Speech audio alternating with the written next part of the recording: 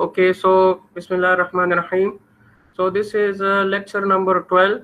Today we are going to start a new chapter, that is momentum and forces in fluid flow. And if we have time, we can start another chapter, pumps. So learning objectives for this chapter: momentum and forces in fluid flow. After completing this chapter, you should be able to understand and apply the momentum equation. So in this chapter, we are going to develop the momentum equation which we applied earlier in solving fluid mechanics problems. So as I said that you have studied two important equations and derived them so far, the continuity equation and the Bernoulli equation. But to a few problems, we applied the momentum equation. As I said that whenever we are interested to calculate forces in fluid flow, then we apply the momentum equation, which is based on Newton's second law. Similarly, after we develop the momentum equation, you should be able to calculate fluid forces on pressure conduits. So as we saw that fluids are flowing in conduits under pressure, so using this momentum equation, we can calculate the forces acting on reducers, bends, etc. You will be also able to calculate the fluid forces acting on a stationary and moving vanes or blades. So if we have a stationary vane or blade or plate, we can say if the fluid is striking that plate or vane, how much force is exerted on that. If the plate is stationary, if the plate is moving. So that we can calculate using this momentum equation, and from there we will be able to calculate the forces acting on a series of moving vanes or blades. And that is exactly what is the situation when we study pumps and turbines, where we have a series of moving vanes. They move and interact with the fluid, so either exert the forces on the fluid or by the fluid. So this you should be able to calculate. Now first we develop the momentum principle. So we consider this control volume here. This is a control volume, clear, for a steady flow. Now we will consider steady flow analysis here to develop the momentum equation. I will tell you if we consider unsteady flow analysis, what will be the situation, clear? So in this case, you can see that we consider this control volume here, and you already defined what is a system and what is a control volume in your fluid mechanics 1 course, clear? So this control volume for steady flow with control surface cutting a constant velocity stream at right angles, clear? So this is the control surface here. At this point here, this is the control surface. If you have the streamlines here, then it surface cutting a constant velocity stream at right angles. So now in this control volume, what you see is that there is an inflow of the fluid and there is an outflow from the control volume. Now the momentum principle that is derived from the Newton's second law, F is equal to ma, and here we will consider all the forces, clear, that are acting on the fluid, and these forces are viscous forces, shear forces, gravity forces, etc. That's why we write down summation of forces, that is equal to mass into acceleration. Now this acceleration here, this can be written as dv by dt, as we already know, and we saw this earlier. in the cases that we discuss in unsteady flow problems. So acceleration can be written as rate of change of velocity, and this can be written as d by dt into mv. And what is this mv? This is actually the momentum. Clear? So this equation states that the sum of the external forces, remember this summation of F, these are some of the external forces on a body of fluid or system is equal to the rate of change of linear momentum. This mv, product of mass and velocity, this is momentum. Clear? Of that body or system. The change in momentum must be in the same direction as the force. So this is the general expression that we obtained from Newton's second law here, that the sum of external forces that is equal to the rate of change of linear momentum. Now, in order to calculate the forces, we need to calculate that what is the rate of change of this momentum. Then we can apply that equation to calculate fluid forces. So now, if you want to calculate the forces, you need to calculate the rate of change of momentum. Now the next question is that for fluid flows, what is the rate of change of momentum? So this equation 1, it can be written as this: F into dt is equal to md into v. Clear? So it means that impulse equals change of momentum. Impulse equals change of momentum. Clear? This should be written as mv. This can be written as d into mv. So we can say that impulse equals change of momentum, and that's why this is sometimes known as the impulse momentum principle. Clear? Now, to determine the rate of change of momentum for a fluid, consider a stream tube as shown here. So in time dt, if we consider a short time interval dt, so volume entering the stream tube, that will be equal to area into distance. So area is A1 here at section 1, at this point here, this is section 1. So here what we have V1, and for this we can write down that area here is A1, and also the density of the fluid that can be taken as rho 1.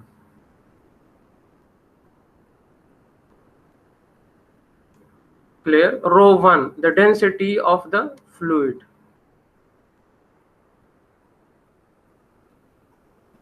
So now volume entering the stream tube, that is equal to area into distance. So this distance is ds1, and as we already studied that S is equal to Vt. S is equal to Vt. So this will be equal to V1, and we consider the time as dt. So this will be equal to V1 into dt. So this is how we have written here, A1 into V1 dt. Similarly, at this point there will be cross-sectional area A2, and there will be density rho 2.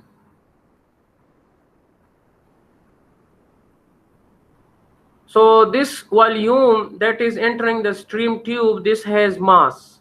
Clear? So mass entering the stream tube, that will be equal to density into volume, because we write down that density that is equal to mass divided by volume. So that's why we can write down m is equal to rho into v. So mass entering stream tube, that is equal to density into volume. So rho 1, and what is volume? Volume is here. This is the volume that we already calculated here, that you put here.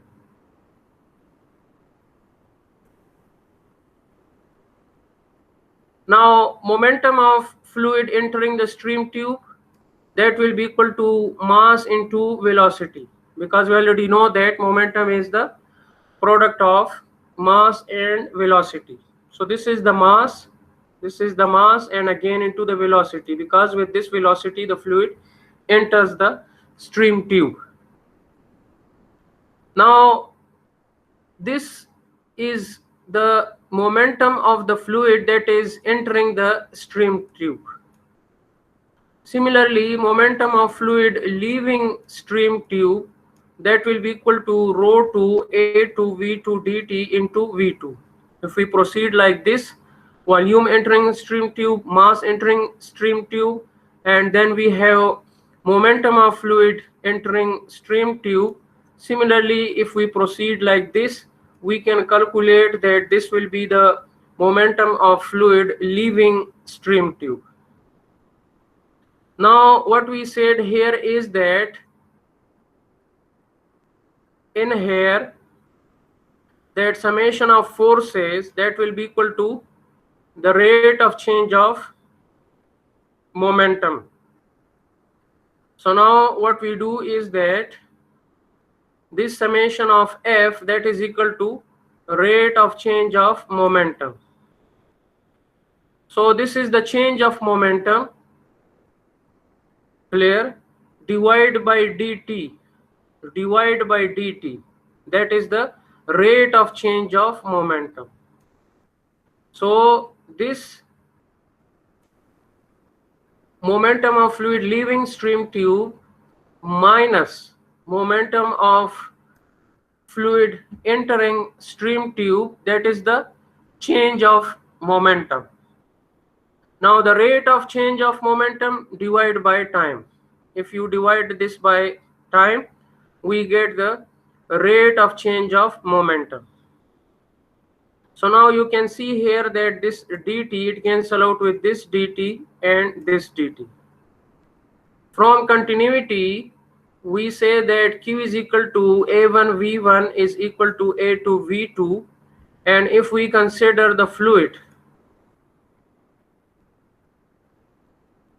of constant density, then in that case rho is equal to rho 1 is equal to rho 2. If the density is constant, density will not change. So in that case, then we can write down this expression here. So summation of F, that is equal to rho Q into V2 minus V1. Rho Q you take out common, and this can also be written as rho Q delta V. This is the rate of change of momentum. This is what? This is the rate of change of momentum for a fluid system. How this is the rate of change of momentum? You can see here that this rho, this can be written as kilogram per divided by cubic meter. Then what we have? Then we have Q. So Q will be written as cubic meter per second. Then we have velocity. So velocity can be written as meter per second. So this cubic meter cancel out with this cubic meter, and what we are left with? Mass, clear, this is your mass, this kg. What is meter per second? You have the velocity. So this is the momentum, clear, and divide by this second here, this second. So if you divide this second, this can be time. or delta t. So you see rate of change of momentum. So that's why this quantity here, this is the rate of change of momentum. So now it means that if we want to calculate the forces in fluid flow, that will be simply equal to the rate of change of momentum, and the rate of change of momentum is equal to rho q delta v, where delta v is the change in velocity.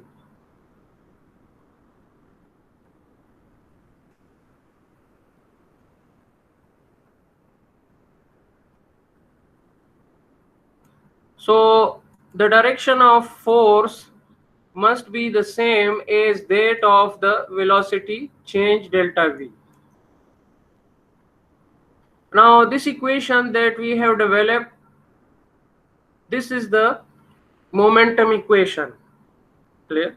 This equation we apply in fluid flows to calculate the forces, and this is for a steady flow. Clear? Why it is for a steady flow? Because in this case here, the rate of change of momentum that we consider, so what we say? We consider the change of momentum at leaving minus entering. Clear? What we considered here, that what is the momentum entering the stream tube and what is the momentum leaving the stream tube. But we did not talk about the change of momentum, that is, for example, I write down mv divided by dt within the control volume. Clear? Within the control volume, we did not talk about that. This is known as within the control volume.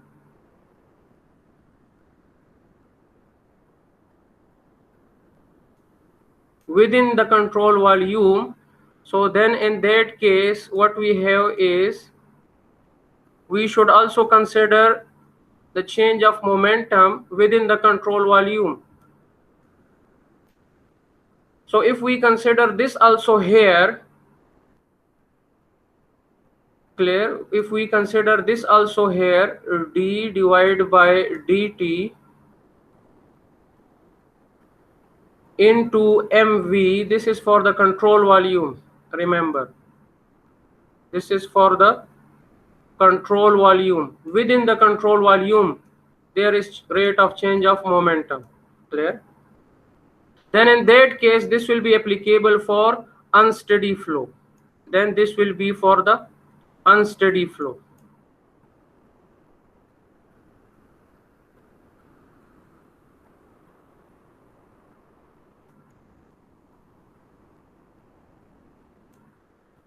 If you include this term. But if we ignore this term, as we did, ignore this term, then in that case, what will happen if you make this as equal to 0, then it will be for steady flow. It will be for the steady flow. So that's why this equation that we developed, that is applicable for steady flow.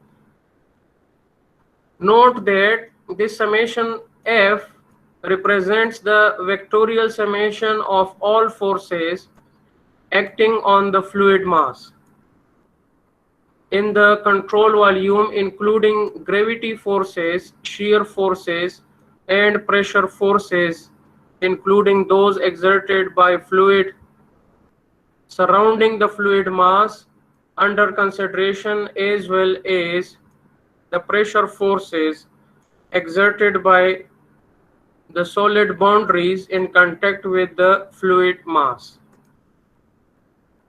So remember, this F, we can calculate all these forces that are involved in the fluid flow. Clear? But commonly you will see that in the problems we just consider this as one force. Clear? So as I said, for steady flow in 3 dimensions, we can write down the same expression if you want to calculate the forces in the x direction, then you have to consider the change in velocity in the x direction, because we already stated that in here the direction of force must be the same as that of the velocity change. So in here for x direction, then you have to consider the change in velocity in the x direction. For y direction, we have to consider the change in velocity in the y direction. And for z direction, then we have to consider the change in velocity in the z direction. So if you can calculate a three-dimensional flow, these x, y, z component, we can calculate the total force. Clear? So this is the momentum equation. This is the important equations that we just developed in the xyz direction, or in general we can write down here. So this equation we can use to calculate the forces in fluid flow. Just like we studied continuity equation based on law of conservation of mass, but that is very important, we use again and again. Similarly, the Bernoulli equation was the second fundamental equation that you studied in fluid mechanics 1, and we extensively applied in fluid mechanics 2 problems. That is based on law of conservation of energy. And the third one is this equation, the momentum equation. This equation that we just developed, this is used to calculate the forces in fluid flow. Whenever we are interested to calculate the forces in fluid flow, we have to apply this equation. All you have to do is to calculate the rate of change of momentum of the body or system. And in case of fluids, this rate of change of momentum is rho q delta v. This is the rate of change of momentum. Now we apply this momentum equation. Actually, we already applied this to many problems that we solved earlier, unsteady flow problems, etc. But now let us apply them from simple cases to more complex cases, that how we apply this momentum principle. Clear? So in a common application of the momentum principle, we use it to find forces that flowing fluid exert on structures open to the atmosphere, like gates and overflow spillways. As you might have seen that we install gates, a common structure to raise the water level. For example, you can see this in barrages and weirs, where we have gated structures that are provided to raise the water level to control the flow. Clear? Similarly, the water flows over the spillways in dams. So in that case, the fluids, they will exert pressure on these structures, and we are interested to calculate the forces acting on these structures. Clear? Because this is important in the analysis and design of these structures. So let us take an example to see that how we apply this momentum principle to calculate the forces. So in this case, this is problem from the textbook. This is chapter 6 of the textbook. Find the horizontal thrust of water on each meter width of the sluice gate. So now we consider a sluice gate, and we are interested to calculate the force on each meter of this gate. Clear? This each meter means that width. So width is perpendicular here. Width is perpendicular to this slide. Clear? So per unit width, how much force is acting, that we need to calculate. So we are given y1 is equal to 2.2 meter. This is y1, 2.2 meter. y2 is 0.4 meter. This is 0.4 meter here, y2. And y3, that is the depth of water under the gate, that is 0.5 meter. Now in the question it is stated that neglect the friction. So we have to neglect the friction. Now how to solve this problem? Let small q be the flow rate per meter of width. It is cubic meter per second per meter. This is already we studied before.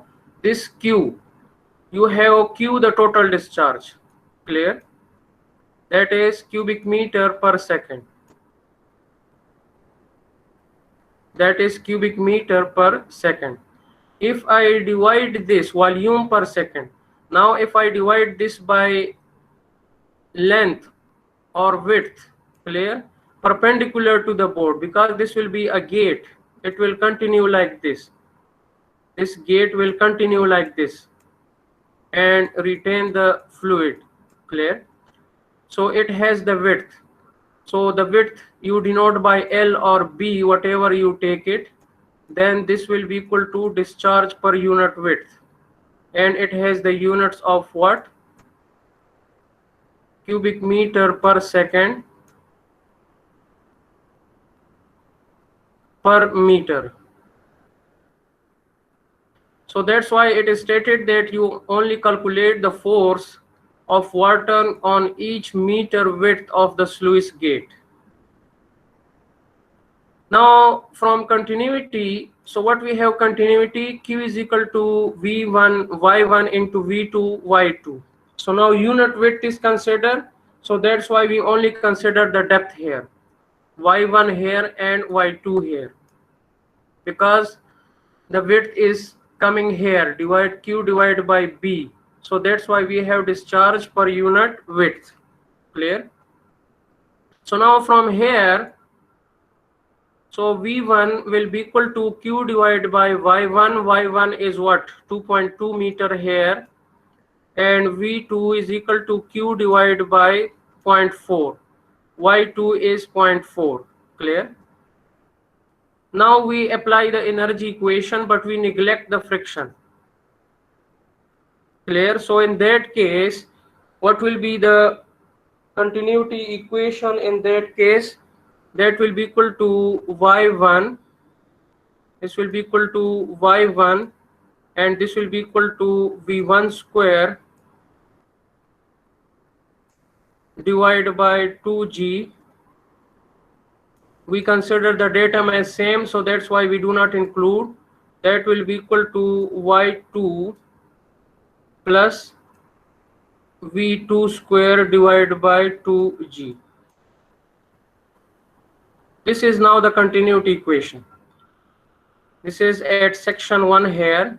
This is section 1. And in here you consider section 2. So this is the continuity equation. Now here just put the values. So 2.2 V1. V1 is Q divided by 2.2. Similarly, Y2 is 0.4 and V2 is Q divided by 0.4 whole square. So V square divided by 2G. Now from here the only unknown is Q. So you can calculate Q, the discharge per unit width. Clear? Once the discharge is known, then you can calculate V1 and V2. Then we can calculate V1 and V2.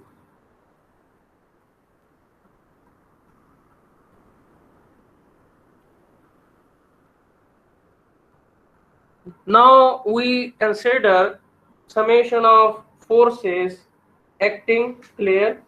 So now in this case, what are the forces which are acting? So one is due to the depth of water here. If I consider the depth of water here, so you already know that there will be, this will be the pressure distribution diagram here. And there will be a resultant force acting here. So let's say this is your F1. Similarly, for this case, there will be a force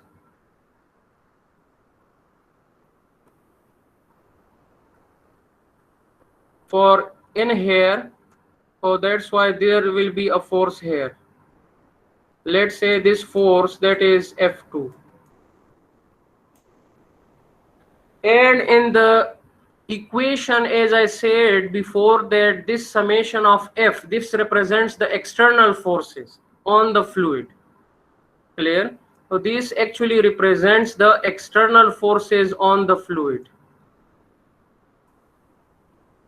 Remember, these are the external forces. So external forces on the fluid means that this will be actually the force of gate on the fluid. So we can assume that in this direction. Let us assume that it is in this direction. And this will be force Fx. This will be force Fx, or you can also write down this will be the force of gate on water. Force of gate on water. We assume this to be acting in this direction, towards the left. Clear? In the end, the sign will tell us that this assumed direction is correct or not. So let us assume, we assume that this direction it is acting. This is, remember, assumed direction. We don't know. Only in the end. So this direction here, this is assumed direction.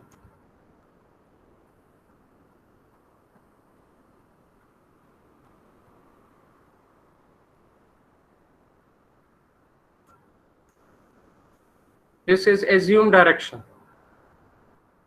So now we say that, let's say in this direction the forces are positive.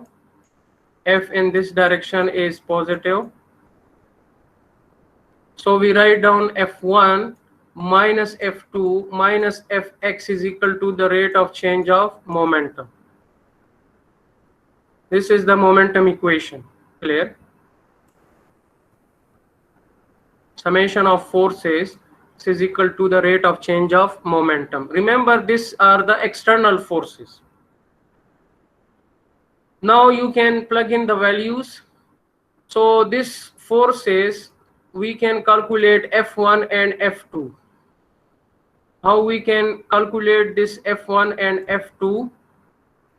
We already know that this dimension here, you already know from geotechnical engineering as well as from fluid mechanics, that this is equal to gamma into y1. Gamma into y1. Clear? Just like you remember that in case of hydrostatic pressure distribution diagram here, you see that if this is H, then this will be equal to what? This will be equal to gamma H. Clear? So this is equal to gamma y1. And now we also have y1 here. So what will be this force? It will be the area of this. Clear? It will be the area of this. And what is area of this triangle? So the area will be equal to half of base into perpendicular. This is y1 into gamma into y1.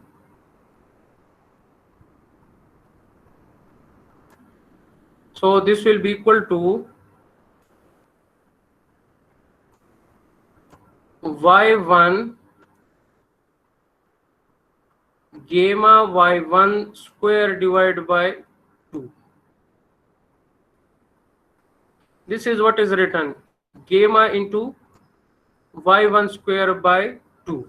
So this is the force. This is the force F1. Similarly, you will have F2. Clear? So this is how we calculate the force. Similarly, this force that you calculate, you have another formula, F is equal to gamma HC into A, where HC is the centroid of the area. Clear? So then in that case, if you want to calculate this same force F1, so what will be that? Gamma remains as gamma. What is HC? HC is for the area. So for this area, what we have? This is the area that on which it is acting, the unit width. This is the area. Clear? So we have this as Y1, and the unit width that we consider, that is 1, because it is acting perpendicular to this one. Clear? So what is the centroid here? Centroid of this area, a rectangular area here, the centroid will be equal to y1 by 2 for the area. Clear? Rectangular area on which it is acting. Unit width, so this is 1 meter as it is stated here, each meter width of the sluice gate. So now for this it is y1 by 2, so HC is y1 by 2, and then what is area? Area will be equal to y1. What is the area here? Y1 into 1.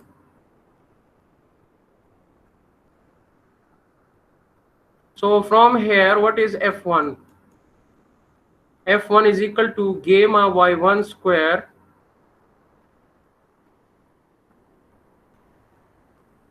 divided by 2. We use the same equation that we just developed here. So you can see here you get the same expression for the force. So now F1 is equal to this, F2 is equal to this, Fx we need to calculate. Rho is 1000 kilogram per cubic meter. Q we already calculated here, and we already know the velocities here.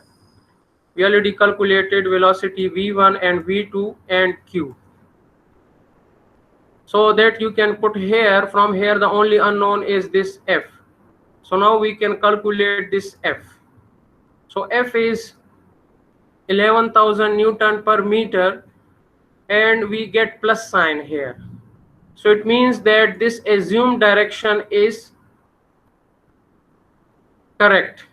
We assume it to act to the left. So it means you get positive sign. It means that the assumed direction is correct. So this is the force of the gate acting on this water. But we are asked to calculate the force of water on the gate. So equal and opposite is the force of water on gate. The force of water on the gate, that will be equal to 11 kilonewton, and that will act to the right. So it means that equal and opposite, that will be the force of water on this gate. So this is how we apply the momentum equation to calculate the force of fluids on these structures. And this is only possible by application of the momentum principle. Sir ये F1 और F2 भी external force में आते हैं? F1 and F2, these are the forces acting on this gate. Clear? These are summation of all the forces which are acting. So this Fx, this is acting on this gate. Clear? This force which is acting, actually you want to calculate this force here.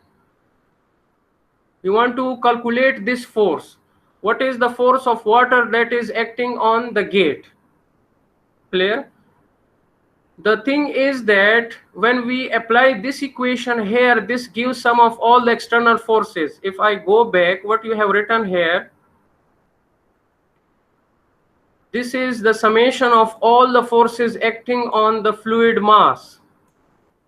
Clear? In the control volume here included the gravity forces, the shear forces, and the pressure forces, including those exerted by fluid surrounding the fluid mass under consideration, as well as the pressure force exerted by the solid boundaries in contact with the fluid mass. So here everything is given here in this case. Clear? So what we do here is that that this force that we calculate here, this Fx, this is the external force. This is the external force that you can calculate here. What is the force of gate on the water? So this equation, when you apply, this will give you the external force. Clear? Then we say that the force of fluid on the structure, that is equal and opposite to that. But this force that you calculate, we have to consider these forces here, F1 and F2. Clear? Because these are the hydrostatic forces, and these you have to consider, because if we do not consider these forces, how you can accurately calculate this force? Because there is effect of these forces here. You want to calculate this Fx, so Fx will be equal to this minus this rate of change of momentum.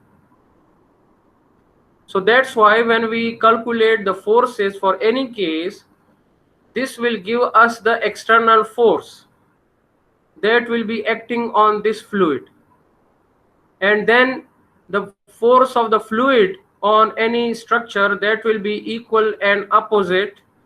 We will just say that this Fx, this will be equal to force of water on gate with same value, but this was acting to the left, this is acting to the right. I hope now your question is clear. Next Yes, sir. Thank you. we consider force on pressure conduits. We continue with applications of that. You can apply this. This is just one example that I took from our textbook. Now you can apply this momentum equation to calculate the forces on spillways, because let's say on the spillway the water flows. This is, let's say, a spillway, and then the water flows over this spillway, and you are interested to calculate how much force is exerting this water on this spillway. You can apply the same concept and you can calculate this. So all the hydraulic structures that retain the water, you can calculate the forces by application of this momentum principle. So I consider just one case for understanding that how we apply this momentum principle.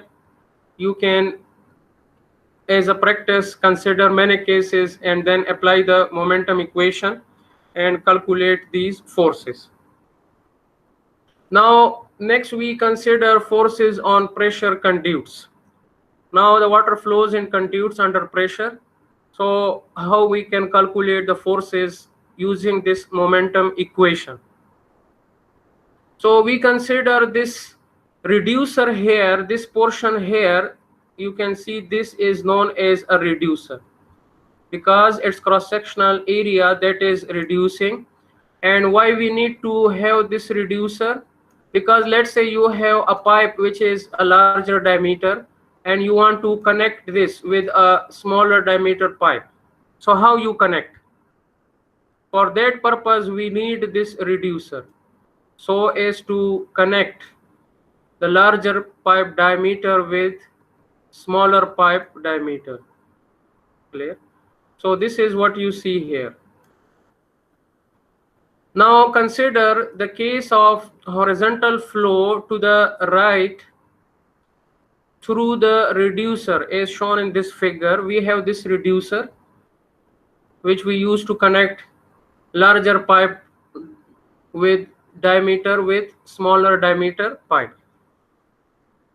Now a free body diagram of the forces acting on the fluid mass contained in the reducer, the control volume.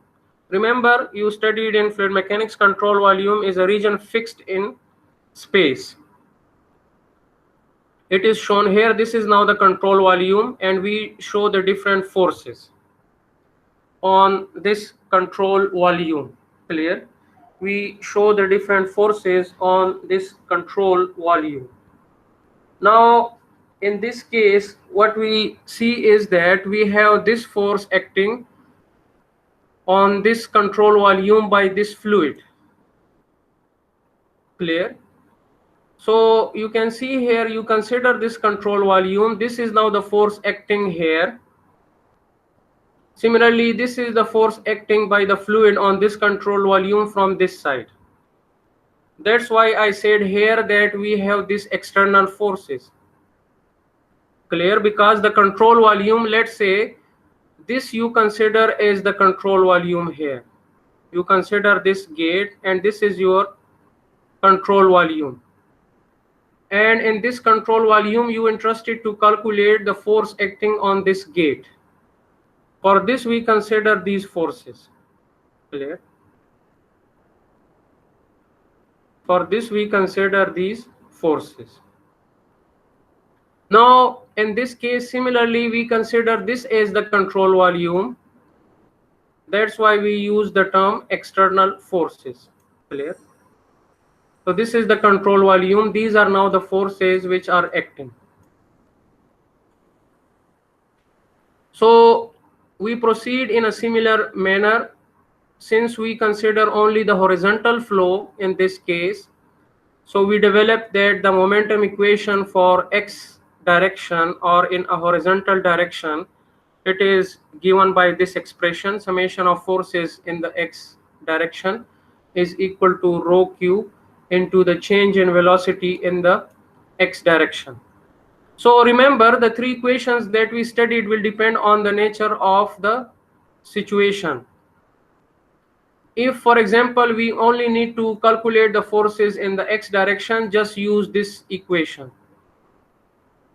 and calculate the forces that are acting in the x direction on any body. If we have a two-dimensional flow, then you have to consider these two equations for two-dimensional flow, x and y, that normally we consider. It can be yz, it can be x and z, but two-dimensional flow. But if we have a three-dimensional flow, then in that case you have to consider all the three equations in order to calculate the forces in the three direction, and then we can calculate the resultant force. It will be just by Pythagoras theorem. We will see in the problems. So that's why in this case, for this reducer that we consider here, we only consider the forces in a horizontal flow. That's why it is written the horizontal flow. Why we need to write down the horizontal flow? Because there will be weight of the fluid. So the weight of the fluid, it will act through the center of gravity and it will act down the weight. But we ignore the weight. So that's why we say the flow is in horizontal. That's why we consider the case of horizontal flow. So in that case, the weight will be acting in the vertical direction that we can neglect. So this is important. When you consider the forces, you should understand what forces you need to consider. Clear? So now in this case, what we see here is that these forces that we consider, now we can write down this expression here, and these are simply the pressure forces. Pressure is equal to force by area, so we just simplify from there. We earlier saw these things in the unsteady flow chapter also. Clear? So what we say, just consider the force acting in this direction as positive. This is a sign convention. Consider this as plus. So in that case, P1 into A1 minus P2 into A2 minus, this is the force of reducer on the fluid. Force of reducer on the fluid, that is equal to rho Q into delta V. So V2 and V1 are the velocities. Now you are interested to calculate this force of reducer on the fluid, because this is gives us the external forces. So force of reducer on the fluid, that is equal to P1 A1 minus P2 A2 minus rho Q into V2 minus V1. So this is how you calculate the force on of the reducer on the fluid. Since, as I said, that this is the external force, so that's why we have to say that this gives the net force of the reducer on the fluid in the x direction. This force x to the left is assumed. If from here you get positive answer, this is the assumed direction. Remember, for the forces that we will calculate in xy direction, remember we will assume the direction. So this direction is assumed, we don't know. In the end, if I get positive answer, it means that this direction is correct. And if I get negative answer for the force, then it means the assumed direction is incorrect. We need to reverse the direction. Remember, in all the problems, this will happen. Whenever we want to calculate the forces, like here, we assume the direction. If I get plus answer, it means that assumed direction is correct. If I get minus 11,000 from this equation here, then I will say that this assumed direction is incorrect. Reverse the direction. So this will happen in all the problems, that we will assume the direction. In the end, the plus minus sign will tell us that this assumed direction is correct or not. Okay, the force of the fluid on the reducer is of course equal and opposite to that of reducer on the fluid. So force of fluid on the reducer will be just equal and opposite to the value of the force given by this expression. So now whenever we have a reducer and you want to calculate the force, this is the general expression that you can use to calculate the force.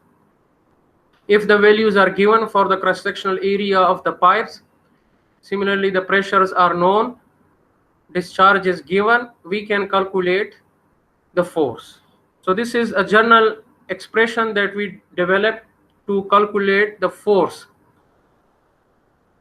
Now, as I said that in this case we basically neglect, because for here through the center of gravity there will be a weight acting on this fluid, and similarly there can be shear stresses, so that we neglect here. There will be shear stresses, but that we neglect in this analysis. Clear? So depends on how you consider the forces. That's why we write down here that these forces are actually sum of all the forces. Clear? It can be the gravity forces, you see here, it can be the shear forces, and of course the pressure forces we are already considering in the problems. So for more accuracy you have to consider all the forces.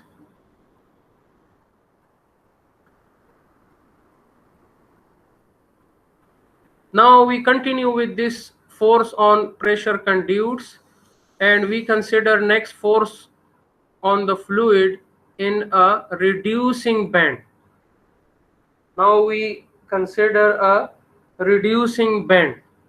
In this case, for example, the same, you see that we connect a pipe of larger dia with this reducing band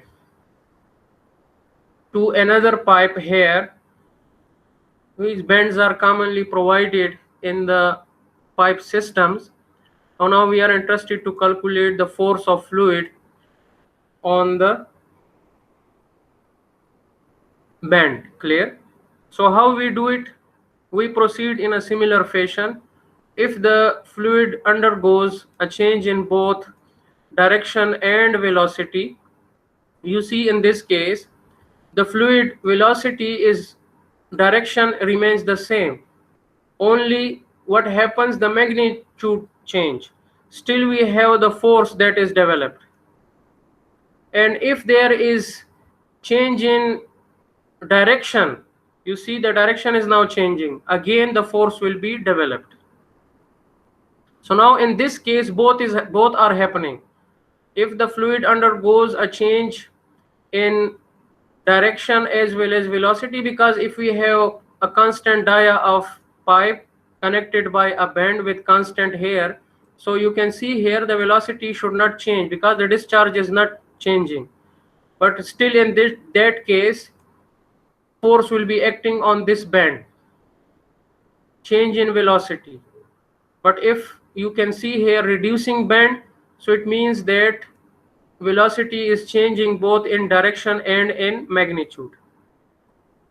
So in the x direction now, because we have flow occurring in 2 dimensions, so that's why first we apply summation of forces in the x direction.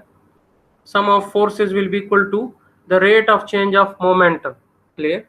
And the rate of change of momentum is rho q delta v. So now in the x direction we consider the forces.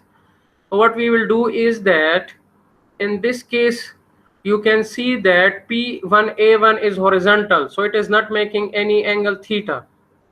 That's why it has only the x component, that is P1 and A1. Now this P2A2, it is making an angle theta, so we can replace this here, clear? It can make an angle theta. Let me use this one here. This is now this here P2 into A2. So this is P2 into A2 here, and since it makes an angle of theta here,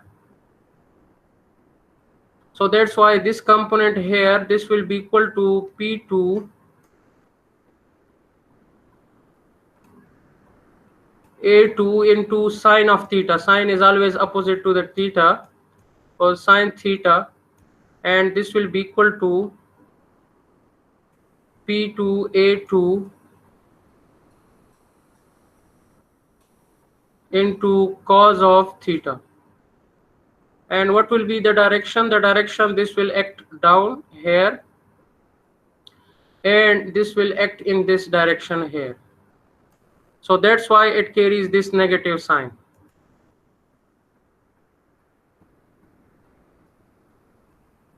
So we have P1 into A1 minus, you see here it is in opposite direction, minus P2 A2 into cos of theta in the x axis, minus, clear? We have this force acting here, so we assume that this is the x force here, this is the total force.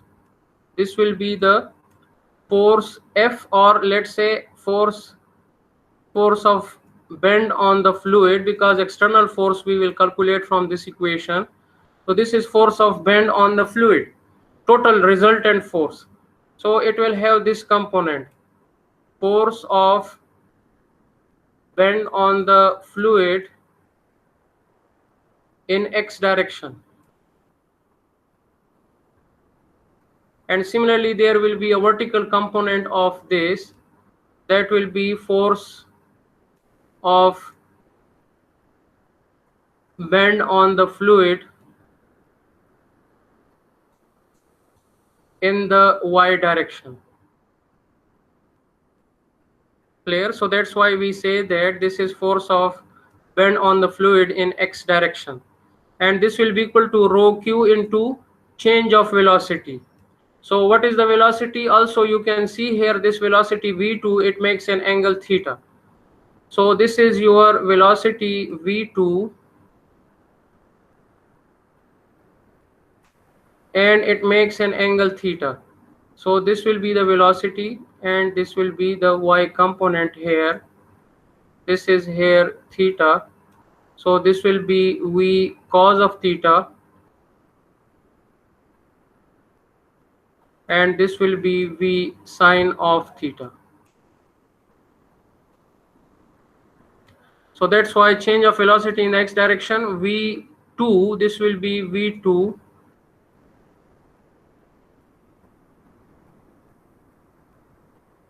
so v2 cos of theta minus v1 here in the x direction, clear? So now in this case, then what we have is that you can simplify this. What we need to calculate is just this force here, a general case. So this can be written as force of bend on fluid. This will be equal to this expression. It will be given by this expression. Clear? If the values are given for the velocities, for the angles, etc., that you can put here, and you can calculate the force of bend on the fluid in the x direction. And what will be the force of fluid on this bend? It will be equal and opposite to this. Similarly, in the y direction, so we consider this equation here. So then in that case, we have minus p2a2 sine of theta. This has no component in the y direction, so that is 0. No component in the y direction. Only we have this component here, this one, p2a2 into sine theta acting down, so minus. That's why we say minus p2a2 into sine of theta minus force of bend on the fluid in x direction. Clear? So this could be plus. If you consider here in this case, this force of bend, this should be in the y direction. Clear? This should be in the y direction, and this will be equal to what? This will be equal to, this should be then plus here. Clear? Because we are assuming here in the upward direction. So when you simplify this, so this will be equal to p2a2. Clear? This should be sine of theta, not cos of that. This should be sine of theta.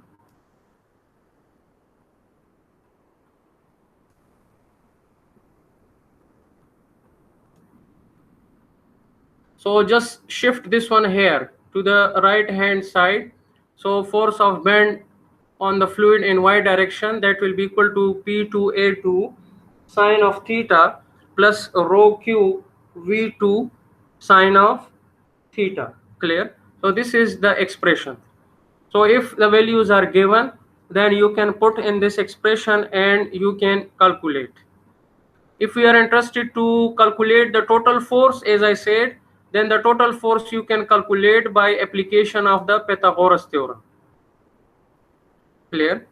And if you want to calculate orientation of the total force, so orientation of the total force, that will be equal to tan alpha will be equal to this, or alpha will be equal to tan inverse force in y direction divided by force in x direction here. From here we can easily calculate. And the total force of fluid on the bend exerted by the fluid on the bend is equal in magnitude but opposite in the direction to the force of bend on the fluid. So what will be then the force of fluid on the bend? It will be equal and opposite. It will be acting in this direction. Equal and opposite. This will be the force of fluid on the bend. Equal and opposite to the direction of force of bend on the fluid. And this will be its x component and this will be its y component. Just like we calculated here, just equal and opposite. Clear? And it makes this angle here. So the same angle here, that it makes the same value but equal and opposite. We will solve another problem, you will see here. So this is how we calculate force on pressure conduits for general cases. When we have a reducing bend or we have a reducer, this is how we calculate the forces. Clear? Now next we have force of a free jet on a stationary vane or blade. So we consider an example to understand how to calculate the force of a jet on a stationary vane or blade. So we consider this example. This is now a stationary vane. It is not moving, and we consider that the fluid is flowing over this vane, velocity v1 and then velocity v2. Clear? Because as the fluid flows, due to the friction losses, the velocity is reduced to v2. Clear? And the velocity leaves, the fluid leaves with a velocity v2 at an angle theta. So now it says that the free jet of water with initial diameter of 2 inch, the diameter cross-sectional area of the jet of water is 2 inch, it strikes the vane as shown in this figure. Theta is 30 degree, v1 is 100 foot per second, and due to friction the velocity of the fluid leaving the vane, that is 95 foot per second. So flow occurs in a horizontal plane. It means that we can neglect weight of the fluid.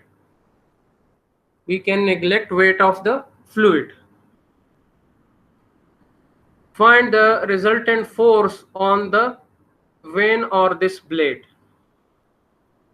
Now we want to calculate the resultant force, which is acting on this. Clear? So the forces Fx and Fy represent the component. Directions are assumed. So this direction and this direction, these are assumed. We don't know. In the end, their plus minus sign will tell us that these assumed directions are correct or not.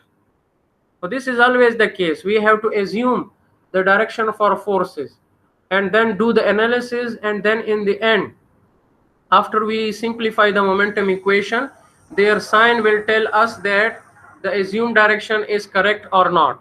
If we get plus sign, the assumed direction is correct. If we get negative sign for the force, it means that the assumed direction is incorrect. Reverse the direction. Clear? So that's why we will assume the directions. So the net force that we can calculate on the x and y directions, and then the total force by using Pythagoras theorem. So in the x direction, we have summation of Fx is equal to rho q into delta v, change of velocity in the x direction. First we need to calculate area because we have to put the values for these. So area is 2 inch. The diameter of the jet is 2 inch. So the area you can easily calculate pi by 4 into d square. Now we have this expression here. So we do not have any other forces in this case. So we just assume that minus Fx in this direction is equal to rho q into v2x minus v1x, means the change of velocity in the x direction. Clear? See, we do not have now other forces, so only we consider this Fx. Clear? Previously we had the forces. Now we consider only these two forces here, Fx and Fy, because here you see, if I go back, so here you see the fluid flows under pressure here. It is a pressure conduits, so that's why we consider P1 into A1. Now in here it is a free jet, so the pressure is atmospheric pressure. Clear? Pressure here is atmospheric pressure, free jet of water. So that's why the only force we consider here is this Fx. There is no other forces. Clear? So now we just put the values. Again, this V2 you have to resolve into components. So this is your V2 and it makes an angle. This will be the two components here. This makes an angle theta. This will be V2 cos of theta, and this will be V2 sine of theta.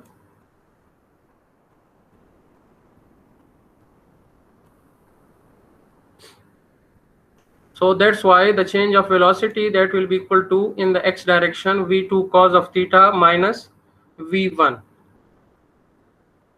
So when you simplify from here, we get this answer, F is equal to, now we get plus sign for this F. When we get plus sign for this F, it means that this assumed direction is correct. Similarly, see, the plus sign indicates that the assumed direction of Fx was correct. Then we consider summation of forces in the vertical direction, y direction. So then in that case, plus Fy, because it is in the plus y direction, this is plus y here, so this is in the plus y direction, plus Fy rho q into change of velocity in the y direction. So in that case, in the y direction it has no component, so that's why it is 0. And what is the component of v2 in the y direction? Here, v2 sine of theta. Clear? So that's why Fy is equal to 201 pounds. Again we get plus sign, it means that the assumed direction for this Fy is correct. If we get negative answer for force here, then it means the assumed direction will be incorrect. Sir यहाँ लिखा है flow occurs in a horizontal plane. Yes. So तो you sir have हमने this. जी Yes, what is your question? Sir जब हमने forces X direction में find किए तो आपने कहा कि mass of the fluid shall be weight of the fluid shall be neglected. Yes. तो अब तो हम फोर्सेस इन वाई डायरेक्शन में फाइंड कर रहे हैं, तो यहाँ हमें वेट ऑफ फ्लूइड ऐड नहीं करना पड़ेगा. Okay, so this is horizontal plane, it's not vertical plane. This is the problem. Try to understand. This is horizontal x-axis, this is horizontal y-axis. It does not mean this is y plane. This is now horizontal plane here. This is horizontal plane. This is horizontal plane. So this is your y and this is your x. This is your x and this is your y. And perpendicular to this, above or below, if I go perpendicular to this, that will be your z. Then in that case you need to consider weight of the fluid.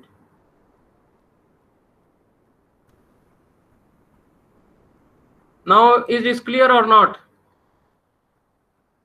Yes sir, clear. So that's why it is stated that flow occur in a horizontal plane. This y does not mean that this is vertical. It is a horizontal xy. Clear? So now we calculated the two forces Fx and Fy. We can apply the Pythagoras theorem to calculate the resultant force. So the resultant force will be just square root of summation of the square of the two forces. So here this is the total resultant force, and we can calculate its orientation. So alpha will be equal to tan inverse the two forces. Alpha is this. Now this is the external force. So the force of the fluid on the blade is equal and opposite to this. It means that the force of the fluid on this blade will be equal and opposite to this. This will be the force of the fluid or water. Clear? Fluid or water on this blade or vein, whatever you write down. This will be equal and opposite. This will be for the x and y forces.